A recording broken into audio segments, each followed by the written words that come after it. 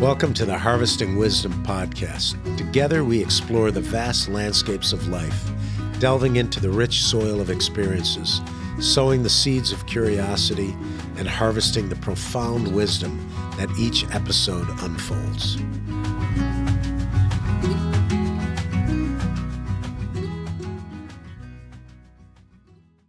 Welcome to another episode of Harvesting Wisdom podcast. I'm your host, Mike McMahon.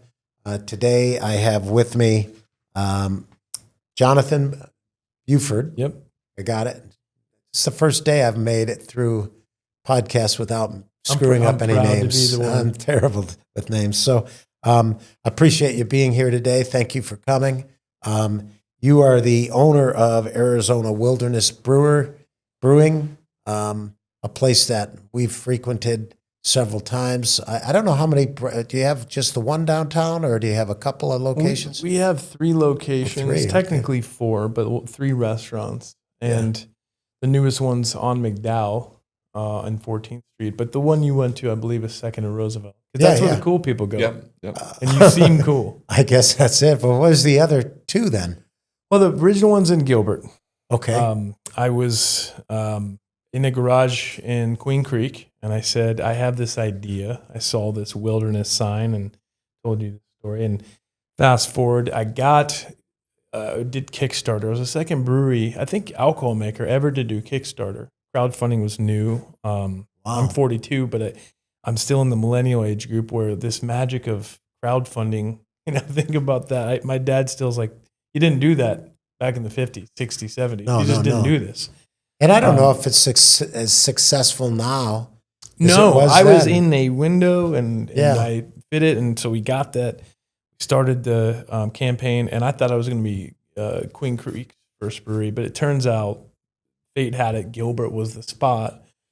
For many reasons, it was the right choice. So that was our original location 12 years ago, from the garage to Gilbert. And that one is, it keeps going. Customer, I always dreamt of a restaurant with a patina. I didn't know that's what I wanted. Restaurants, why do I like this so much? It's time, it's oxygen, it's people, it's communication, it's conversation. And so Gilbert's now this. It's kind of a niche community. Yeah, right? it's just it's crazy. We do a lot of landscaping out there. Yeah, With like agave, like all the big projects are our projects. I don't make it out there that often because I just don't like the transportation from, Central Phoenix, or I used to live up at Anthem. And so I had a lot of my people, though, live out in Gilbert and in Queen Creek, mostly in Queen Creek.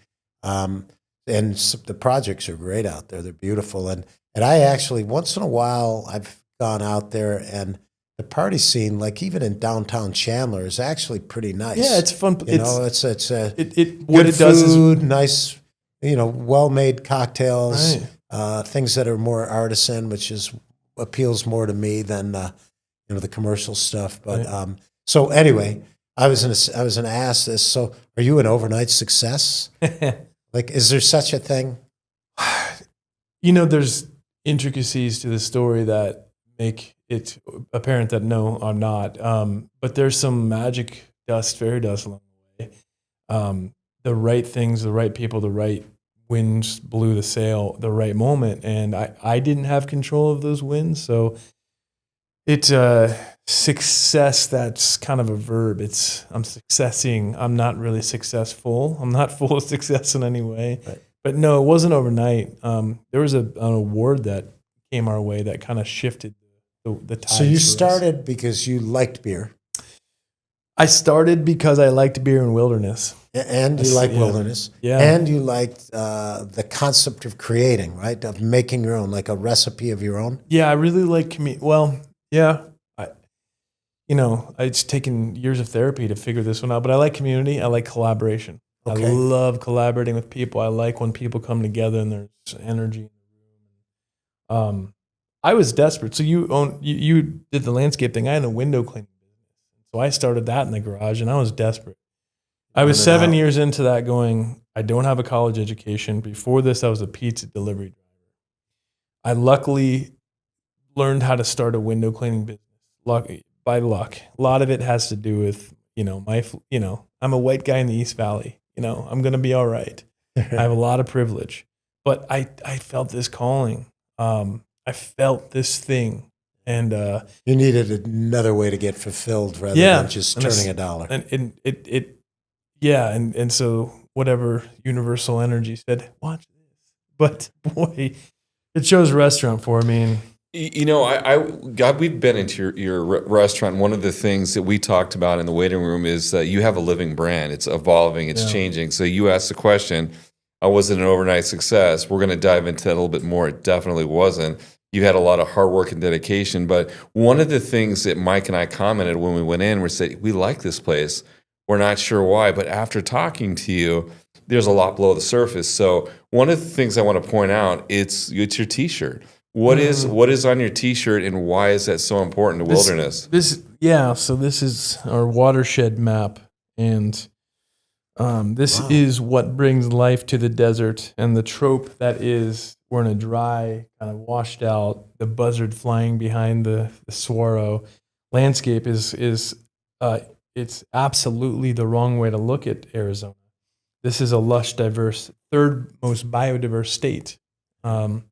We have a special gem here, and this is why. With the Colorado Plateau coming this way to us, we had resources to build a great, thriving community. And I think we still have some time left.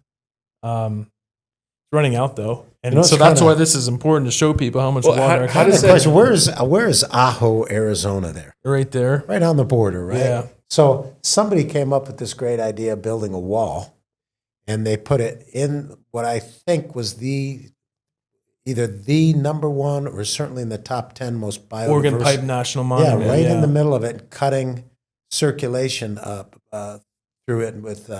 Anyway, just an aside. I was kind of curious. We're not protecting the right thing. Right. We're protecting something that's it's a theory. Border protection. It's a theory that we're going to.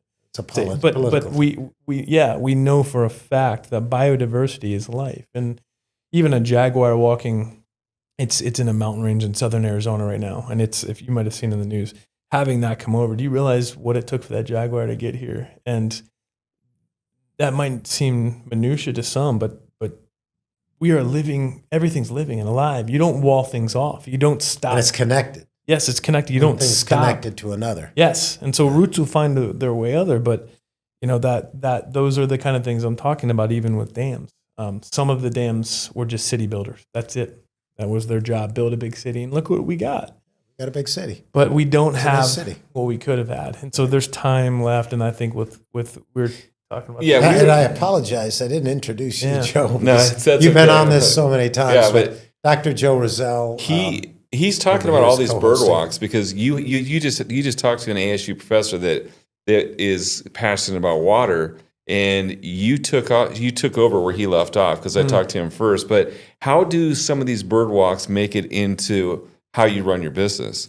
Because that's not just a T-shirt; it's not just a cool design.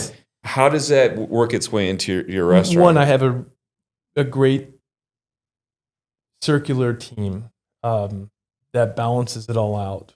And my business partner, Patrick, and my wife, Katie, two of the biggest. But that's a big part of your life, is you're not going to walk into a room and be successful without that. But the truth is, I have a lot of time for wilderness, or I set a lot of time aside, and you'll watch a rainstorm come in. And we get them once in a while. So. Yeah, we actually have a pretty good weekend ahead of us. Yeah. And with rain coming, and you watch watershed go into the arroyos, and you say, we humans really believe we're special, but look, it's happening without us. And that goes and fills the coffers. How small we are at that point. Right? It fills the coffers.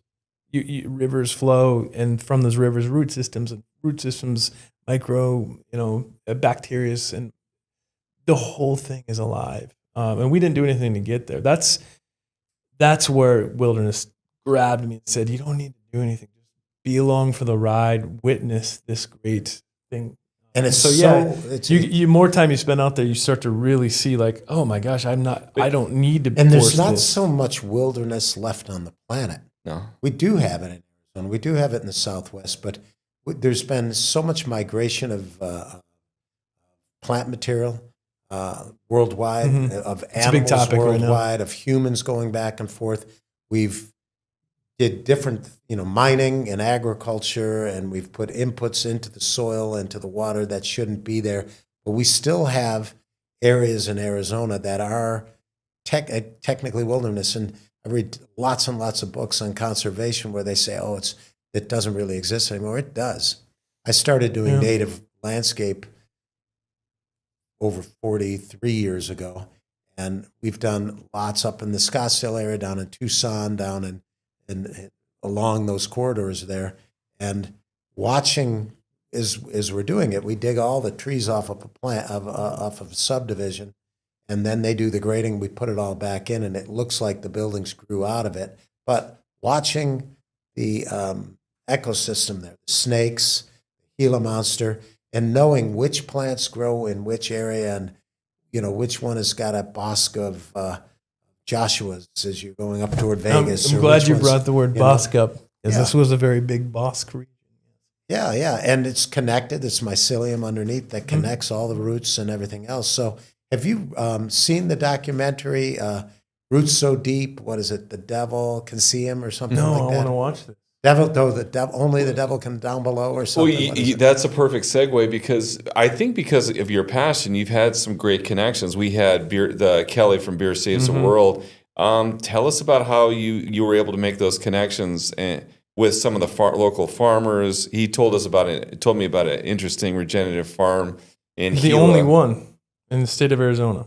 There's one regenerative organic farm, and how all of this happens. Which one are you? Oatman's Ranch. Oatman Flats is an area they're on Gila, on the Great Bend of the Gila, which is near Gila Bend, the city. But the Great Bend of the Gila is a very And how is it regenerative? Are they cattle? Are they vegetable? What are they? They're Sonoran white wheat for the most part, but they have a dozen different things that they grow. So they're growing the Sonoran white wheat, yeah. I grew that at Agave Farms. And what was the other one?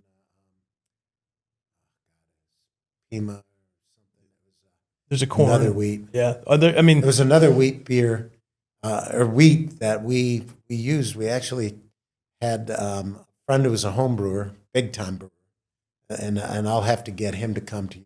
Yeah, I'm sure he's been there. I'm sure. But I'll have him come. Dennis, he's actually my insurance broker. Big stuff, but loves his beer. Yeah, I know the type. And he. When we were growing trees, we had a crop of peaches that only after 2 years we had small peaches. But he harvested the peach, then he took some of the wheat.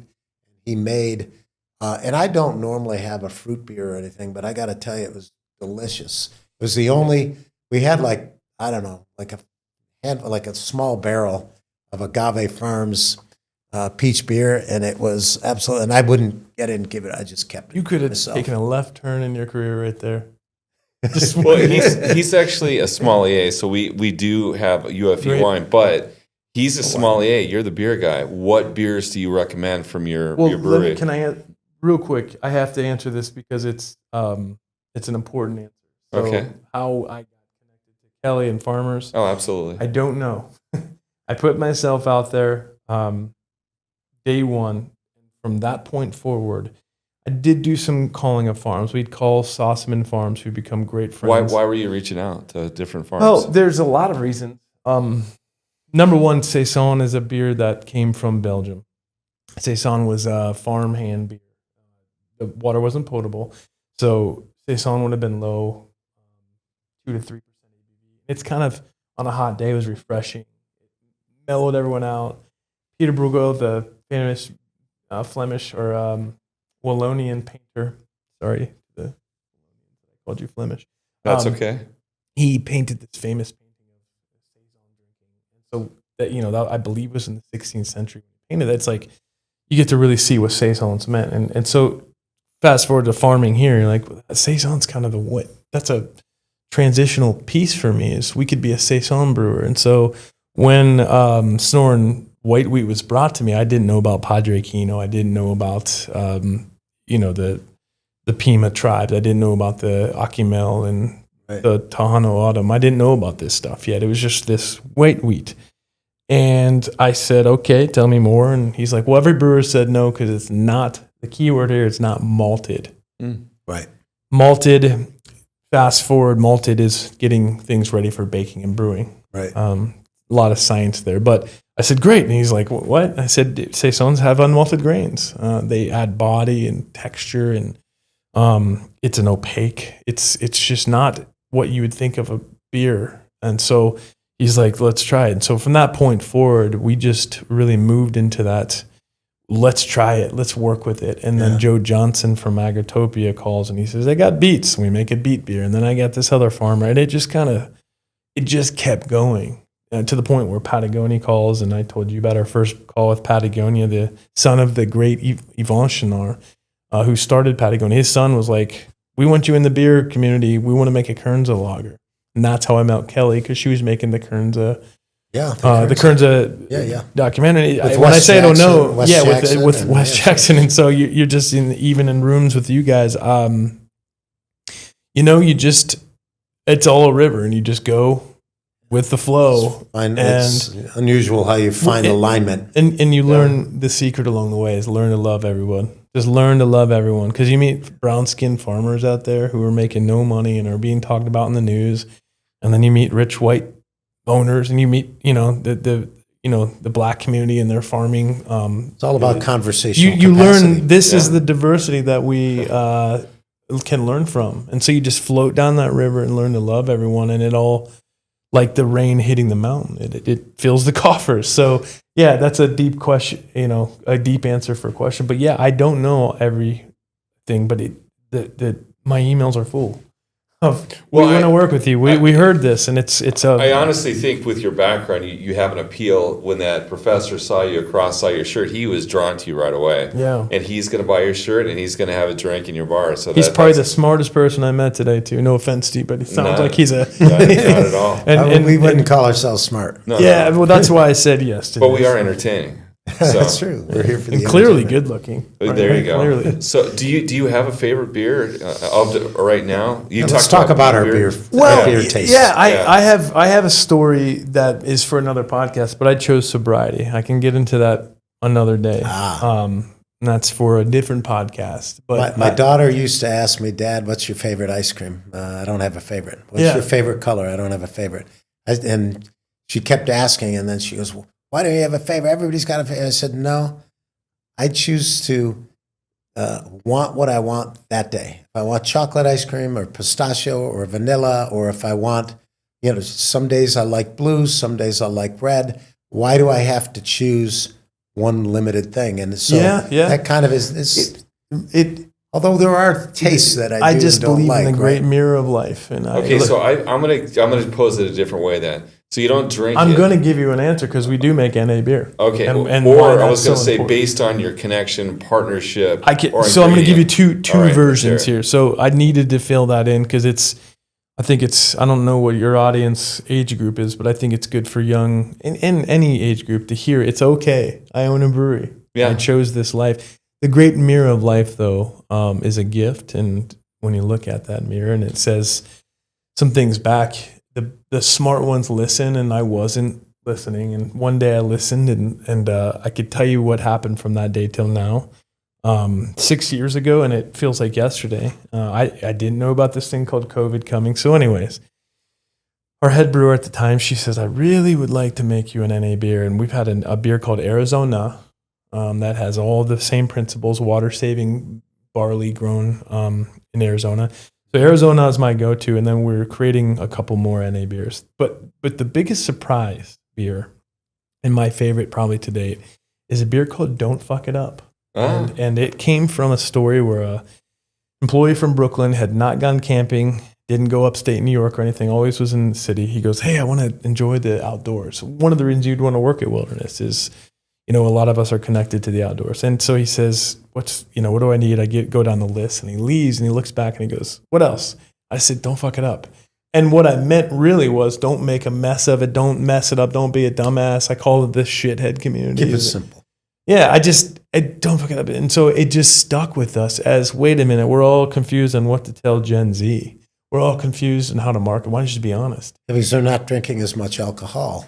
Yeah, but here's the thing. It turned into the number one selling beer because everyone resonated with it differently. So you got a lot of baseball fans, like it says F and then, F-U-C-K in the name. Yeah. And you have some people who love that it's what we intended. It's also a blonde ale. People love that. It's less malt, which is better for, in the long run, we're using less of a carbon footprint to make that beer. It is just funny how it all came together, but it has many different meanings. And so that beer has been, we look like marketing geniuses, and we just, it's so funny to see where it came from, make the label on a computer, and now it's just our theme. We have a lot of beers I could get into, but that one's just special because when you get a revenue driver, you're like, okay, we can pay some bills. We can pay, we have 8 weeks maternity leave. Those are things, disability for our So you're team. Rotating out quite a bit, and I like the idea. We have a lot of beers. I think but there's beers that are seasonal based on what crop is growing or what you're trying to do. Yeah, and Oktoberfest is coming up. That's a cool thing. Now, have you traveled in Europe?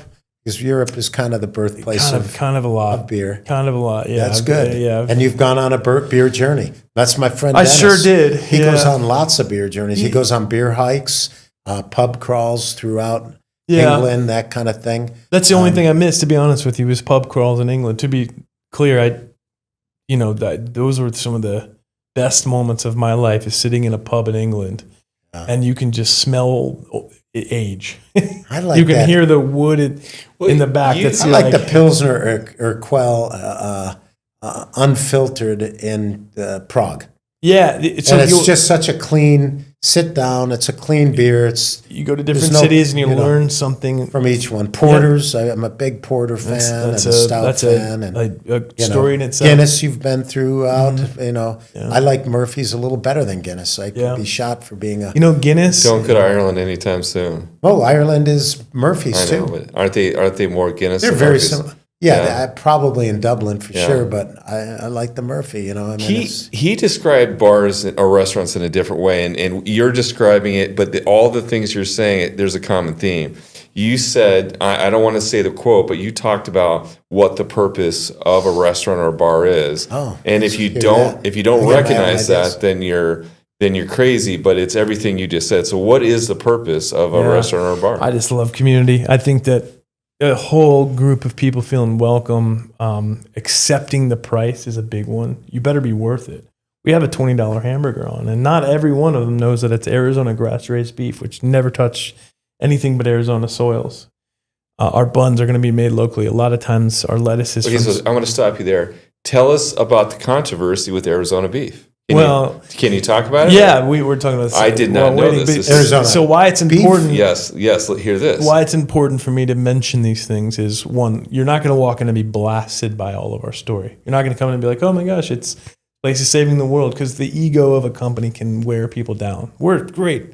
Right. So, you don't want to tell you. Yeah. So that's why it's important to come on a You podcast. just do your authentic I want you to life, hear about Arizona grass raised, but I think the bigger thing is the state was for sale. In many ways, the water of the state, the biodiversity of the state, the wilderness of the state, it was for sale, and it still is. And literally, the state trust lands are for sale. So we're getting to the beef game. We're now this big player in the beef world because our burgers are so good, and we weren't ready for that. I literally day one said, "Put a burger on the menu. We have a grill in the back." That was day one how I handled it. Did not think would become this burger revolution. So, where's the best burger you've ever had? What is it? Can you know it? Do you remember it? In your whole life, anywhere on the planet. I've had a lot of burgers. Our chef David, our executive chef, will whip something up. That's the best burger I've ever had. Okay. You should have Chef David on the show. He's from Mexico City and never made a burger in his life. Really? Yeah. Wow. I was in. It was a rainy day, and I had I can't remember. I had come from Piedmont, Italy, and I went to Paris, and I was coming down with the flu, and one night where I'm in Paris, and I got the news of a presidential election, and I wasn't going to come back after that. So that gives you a time frame, gives you an idea. I was in Northern Ireland the same night. And I was like, are you kidding me? Yeah. I mean, this is as low as we go. But anyway, I'm sitting there in Paris, and they have these little tiny boutique restaurants, right? The size of this room. And they're really community. That's what you're talking about. So I'm in there, and the food is sensational across the board. But think about why. Because I'm in agriculture. So the food is grown organically, right?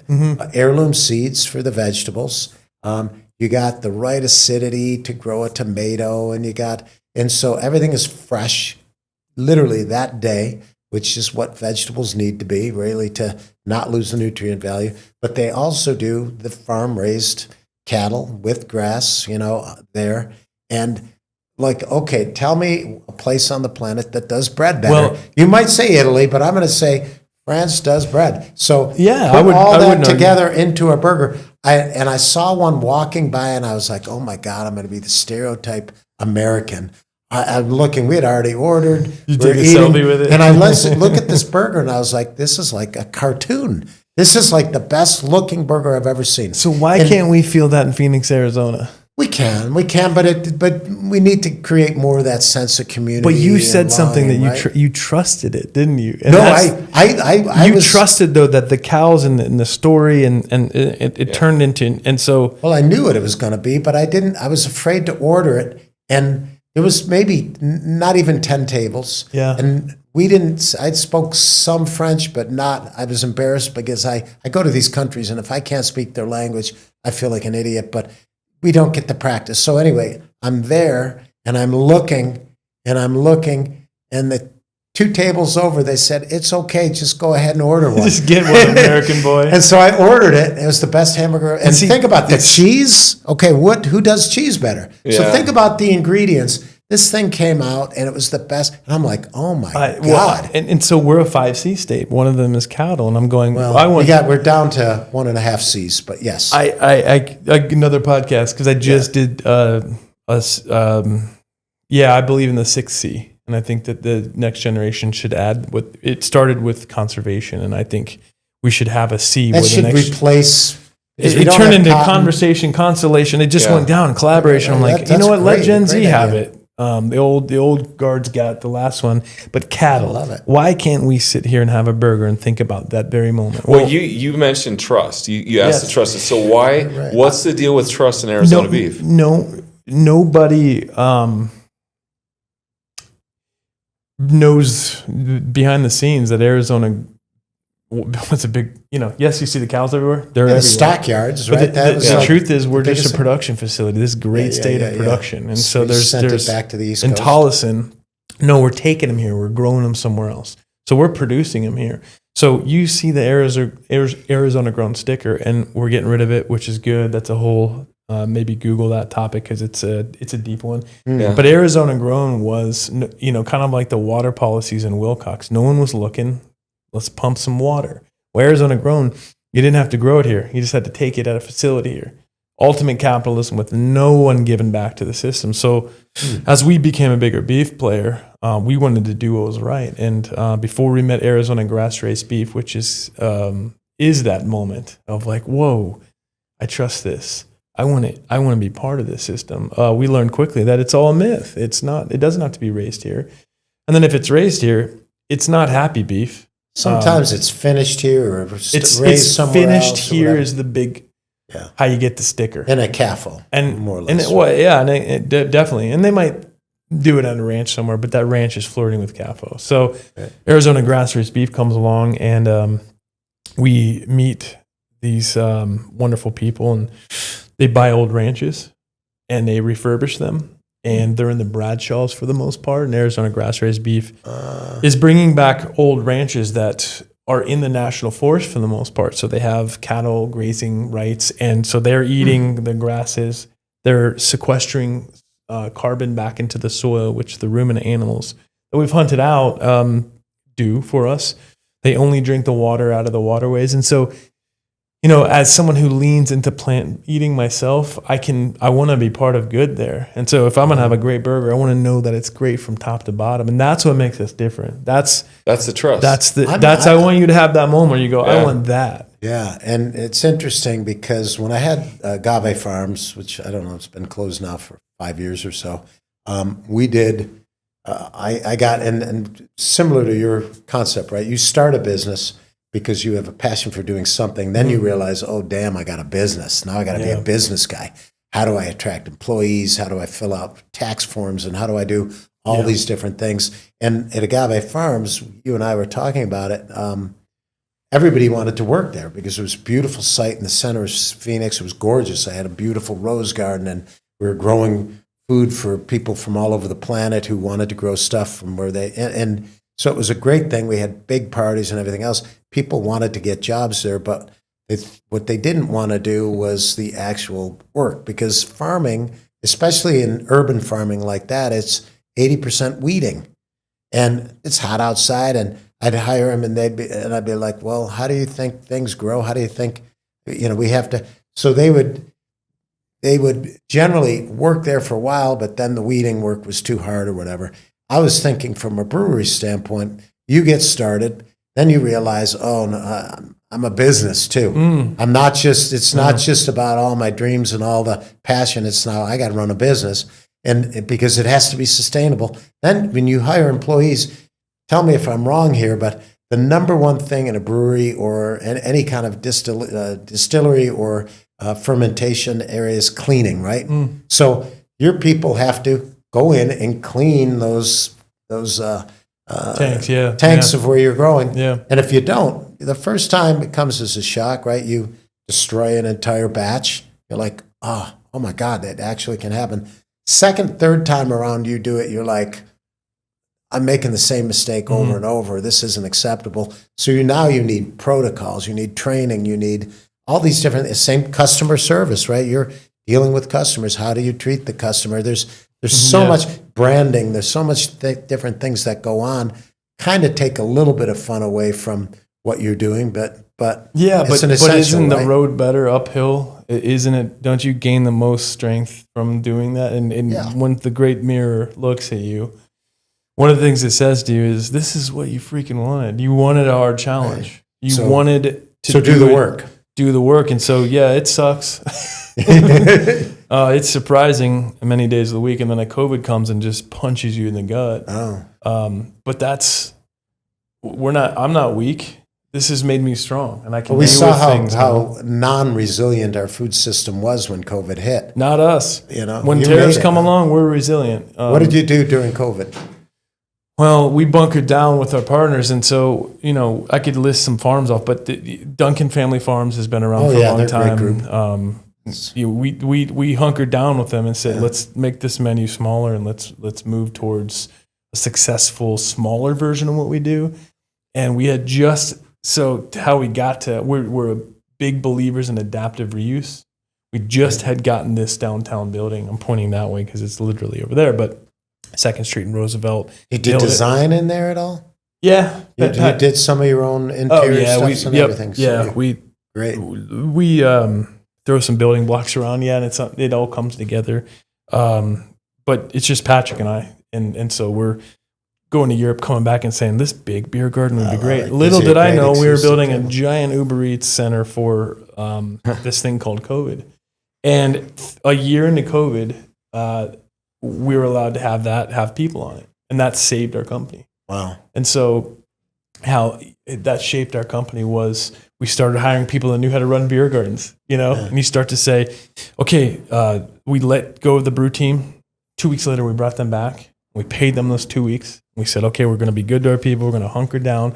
We're going to call our partners. We're going to pay fair prices. And afterwards, when cauliflower was going crazy high, we had local cauliflower. We had local greens. Because you had team. Yes, and we had local barley when tariffs come in and barley from Canada's getting tariffed. We now know how to maneuver around big issues. So it's this adaptivity that and we did with Agave Farms. I set it up as a tree farm. It was a capital thing only. I was going to make money growing trees, growing shrubs, because I have a landscape company, and I've done it before. I can make money, and I can streamline some of my cost, pass that on to my customers, that kind of thing. But because of the issues with zoning and overlay zoning with the rapid rail and all that, we had to find a niche in this zoning, which was called community garden. So it wasn't nothing to do with me paying attention to the mirror or anything else, right? But maybe the mirror was paying attention to me, So we started it, and I had to do community. So what am I to do for community? Well, I have to do some events. So we had an event space, a bunch of event spaces.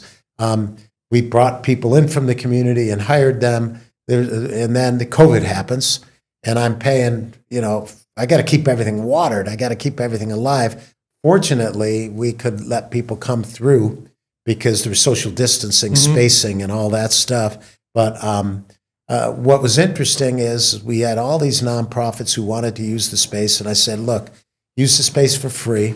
And then we ended up helping them they did fundraising. So for the Arizona foster kids, and you name it, we had the Citrus Festival, we had all kinds of different things there. But sometimes they would get, like, I remember the foster kids, they got 4 different chefs, and they went and foraged with the kids, each chef, and they had kind of a competition in the corner. Right.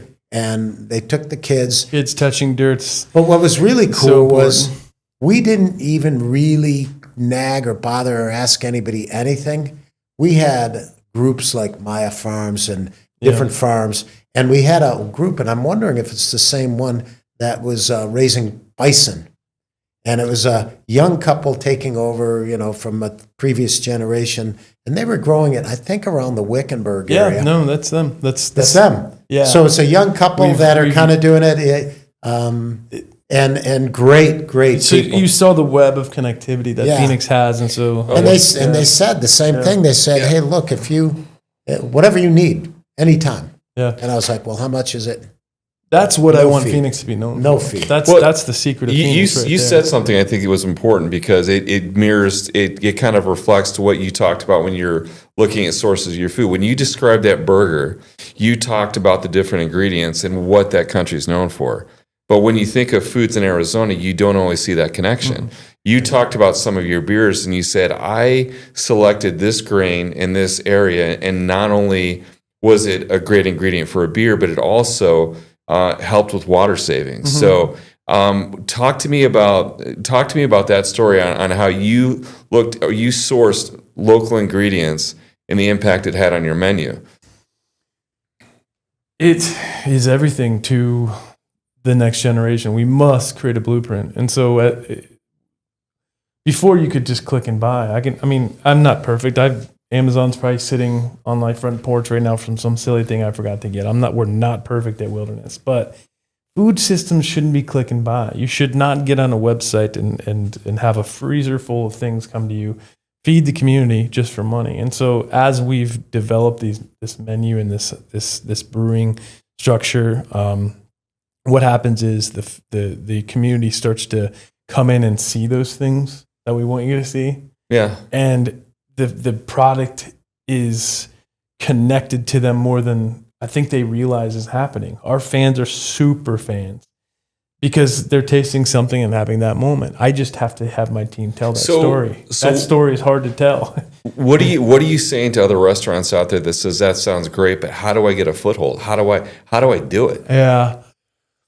You better be in it for different reasons than making money, because it's not lucrative, but we believe that each company should have a culture currency. Your P&L should have culture on there, and it should be how the people react, your own employees react, and how your community, your customers react. And your culture will go way up. And you can manipulate things, cogs, and things that food costs, and you can do those. Of course, you got to play the game. Right? Yes. But the culture thing is that's what you take with you forever. That's your eternity piece. Not you, but everyone involved.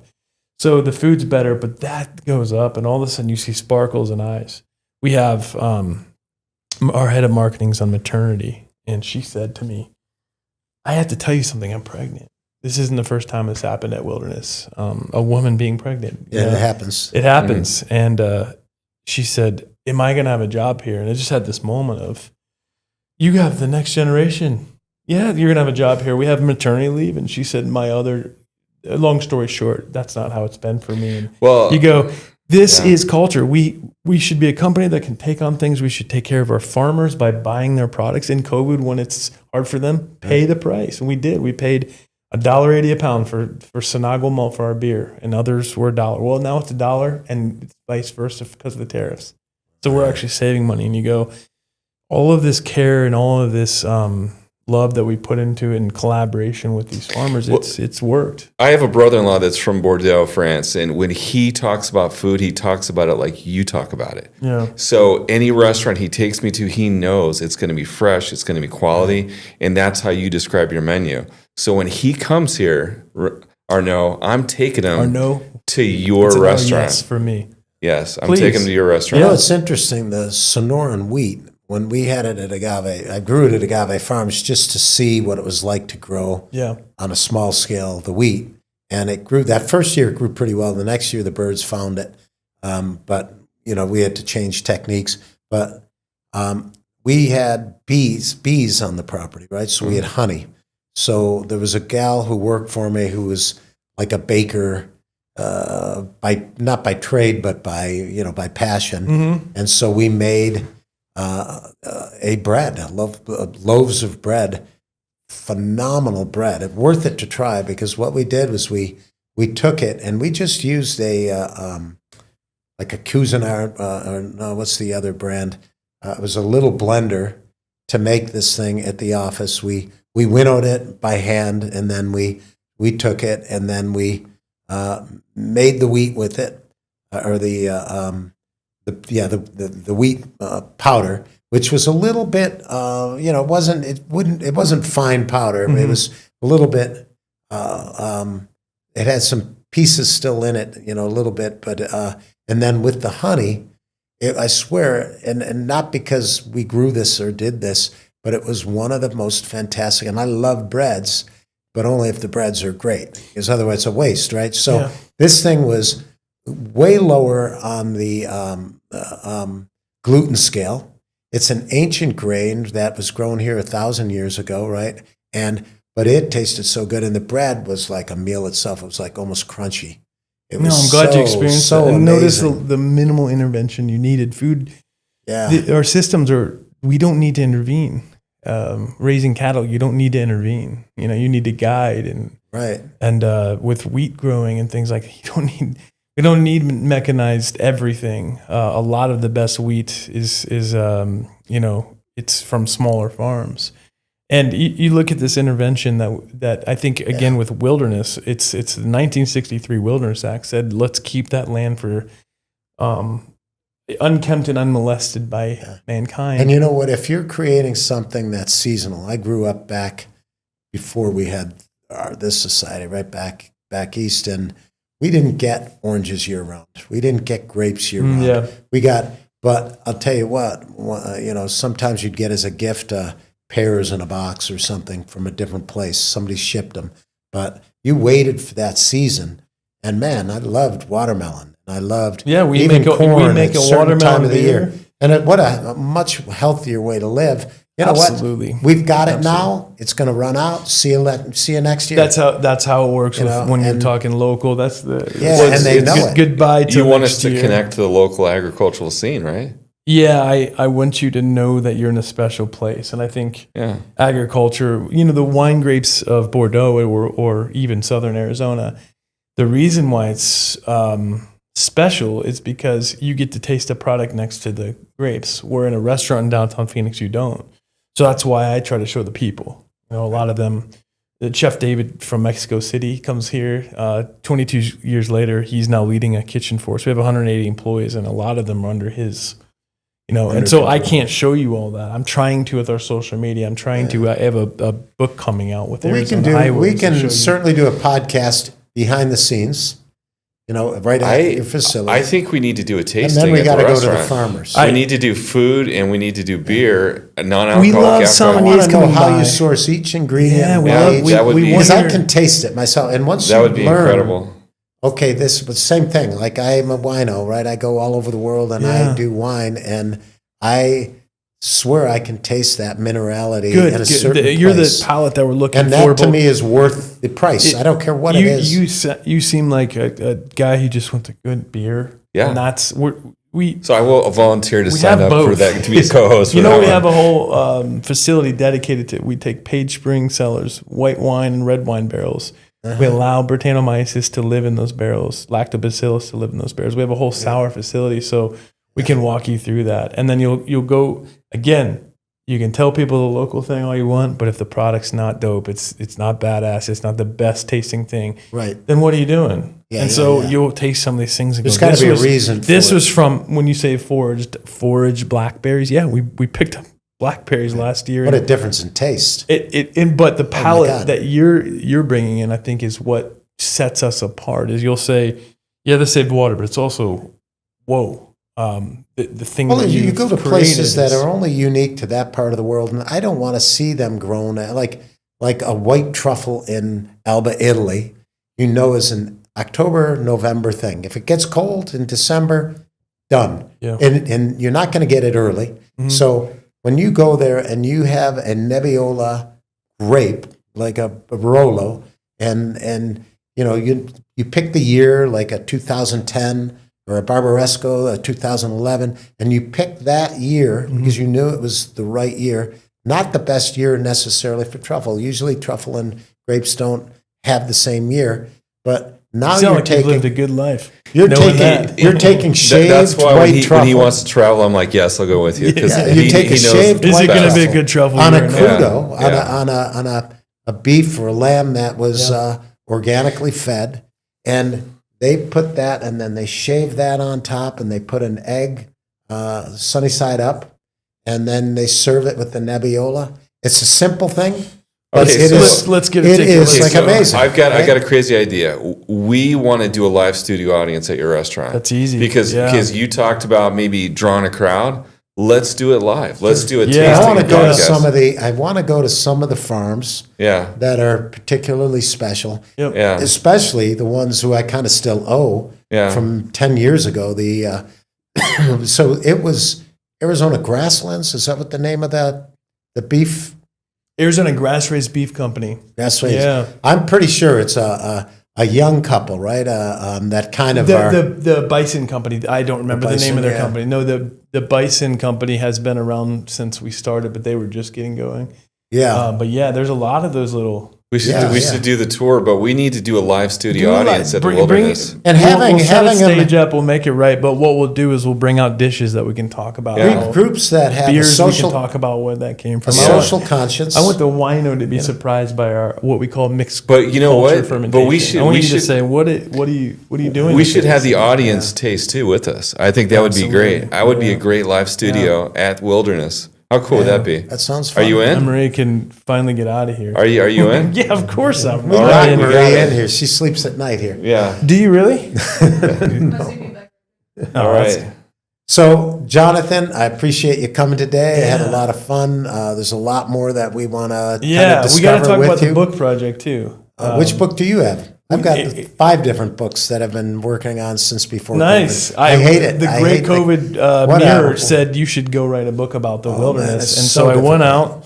I'm a landscape photographer, and I Okay. went out, and that's how I started. That's a wilderness. talent unto itself. I'm not good I've been at working with the Arizona Highways for years, and so we knew Wow. each other, and cover shots and things that.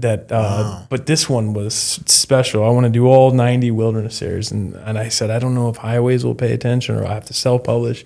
that. Highways, Just do it and you'll figure it out. Yeah, Highways has published it, and it comes out in 1 month, and it's the largest book they've ever published in their 100-year history. Again, So I it's don't a know. photo journal? Yeah, journal notes and all 90 wildernesses documented different seasons. That it took was- a while to go to. It took a very forgiving business partner and wife. A lot of strength, but it took a very forgiving wife who understood it. And so when we got the advanced copy of the book last week. We both cried. That looks great, huh? It's the privilege I have is wild. And Well, what's the name of the book? And It's where, Arizona Wilderness. and where are we going to find that book? ArizonaHighways.com, which is pre-order starting next week. You're going to sell them at the restaurant as well. And then In a hand you know, sign? Arizona Highways doesn't do this a lot, allowing us to sell it. At You know our what? Okay, so locations. now my idea pivoted. We're going to have a book signing, Yeah. a food tasting, a podcast. What do you say? That's perfect. Yeah. And we'll get Kim and Peter because we just had our second book we have a preschool through senior level and high school education platform. So it's a garden-based STEM platform, and it uses, two methodologies, but the next level, it's 4 of teaching. And one is problem-based learning, another's inquiry-based learning. One is process communication model, because we have to communicate in this world. We don't do it anymore. And then the last one is the cooperation model, the Keegan cooperation model. But we take that and we have a system to take it anywhere in the world. So we take standards from wherever we are, hook it up to curriculum, and then it's a full book, which is, whatever the class is that you're taking, it matches that region's curriculum, so it's teachable. But what we want to do is take the cell phone. 10 years ago or 15 years ago, it was all about, we want kids to enter the digital world. We needed an hour of FaceTime with some kind of a glass device, a cathode ray tube or whatever that is nowadays. And so we're the opposite now. It's like, put your damn phones in your pocket. Rewilding Leave is them a term alone. I hear a lot. And that's what we want to do, is get the kids to have an hour outside in the garden and learn about the life. youth movement. The secret is get them in the soil. It's amazing. I think the billions of things happening in 1 square foot. Kids know. I knew. You knew. We all knew. We stuck our hands in soil and found that worm. It's in a square. And that it's a square question, inch. I have a 5-year-old niece, and she said, "Uncle Jonathan, what is this? Why is this worm here?" And I'm like, these are the most important questions on planet Earth right now. This little girl asking these So questions. you got to take him I'm going to give him, and the kids. but I'm going to give him hope. We had a UFE booth with worms and dirt right next to a gaming station. The kids wanted to play in the dirt. Yeah. I thought, this is going to be horrible. All day we're going to get cold shoulders. It's not it. It's the most alive thing in the room, more than humans. Dirt But is. we do need to take him to the worm farm. You got to take them out to the. I'm going to bring my niece. Yeah, She'll love We'll this. put her on a John Deere tractor, have her drive it around. That's great. We'll look at that. But the other thing and I know you're traveling in Europe a lot because that was the birthplace of beer, and you should be there. Yeah. But if you like rewilding and you like the environment, right? You could say that. Have you been to Africa? I have not been to Africa. So if you want to go to a different world, the earth as it was maybe 10,000 years ago, and see large mammals, right? But we have an eco tour that's coming up next year. Next June. It's mostly for college kids, but it's families as well. But the deal is it's 2 weeks. Save me a spot. And your wife. My wife, you guys will love it. What we're dealing with is we partnered up with Run Wild Safaris. Arnold, great guy, lives here part time, an ex professional runner. But he's got a partner over there that the family's owned farmland or just land in general in Zimbabwe. So the Zimbabwe trip is 2 safaris on either side of the country. Vic Falls, which is like, if you've ever been to Niagara Falls, it's 5 times, 6 times bigger, but you can walk. You less shops. You can walk up to it's the. beautiful. You can be malls and. But then the biggest part of it that's really cool is they have 50,000 acres that they converted to conservation, and then 25,000 acre pieces next to it. So it's 100,000 acres, which means you could be there. You could get lost there and nobody would ever find you, right? So, but what's cool is they're rewilding the animals back into where they're also doing some industrial farming and stuff. That's great. It's just, and nobody tells the story. I'm like, you're spending all this money and you're doing something that very few people on the planet are doing. And don't you want to tell the story? What? They don't even know. And I'm no. This is my family legacy. Yeah. This is. I'll never forget. So that's what we're trying to do. But I'll never forget his face in the vehicle going there. The landscape looks like something you can't describe, and you're totally alone with the animals and a couple of tents. But those rock formations, not like anything I had seen before. Talk about rejuvenation. It's the concept of a Jurassic Park, because you're in a different. You're just leaving your world. If you want to leave this world and you want to see something really cool, you should jump Let's in go on that rewild. I'll throw one last thing to you. I think that you might not come back. Maybe not. I love Arizona. I'll tell you what. But I think that rewilding is necessary, but rechilding is a term where we're all going and realizing that we're children. We're all asking questions. Why are we on our cell phones so much? Not condescendingly, you're on your cell phone too much, but what is... But we've changed our children. The same rules apply to when we were kids.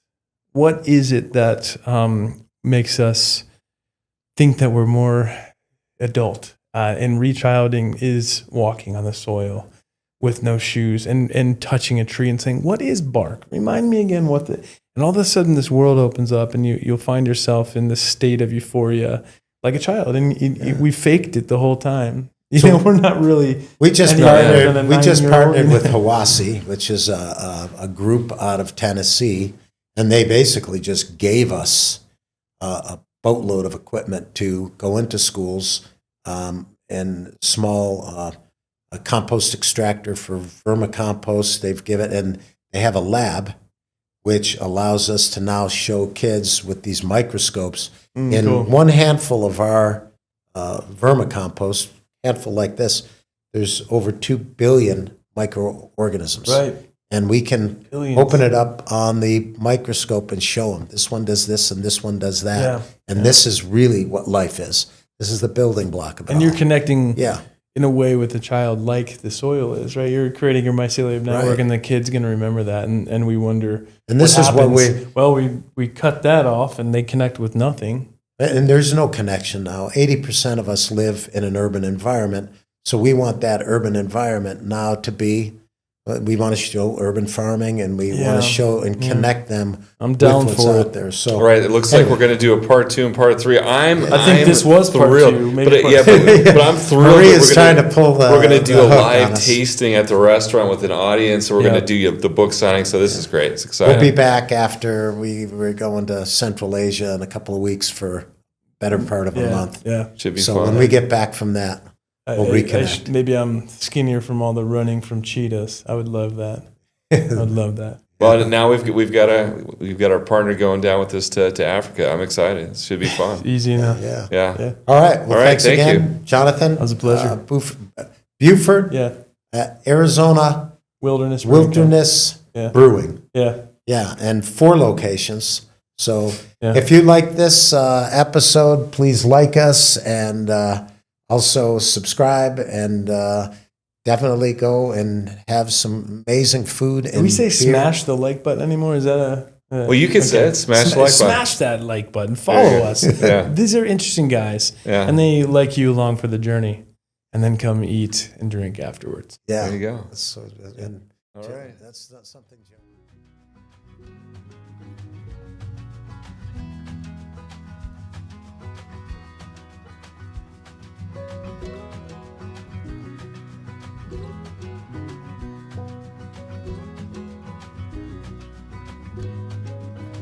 Thank you for joining the Harvesting Wisdom podcast. Click subscribe and like for ongoing insightful conversations. Explore our webpage for show notes and additional resources. Visit our guests' webpage for deeper insights. Your engagement is the foundation of our journey, and until next time, keep pursuing wisdom.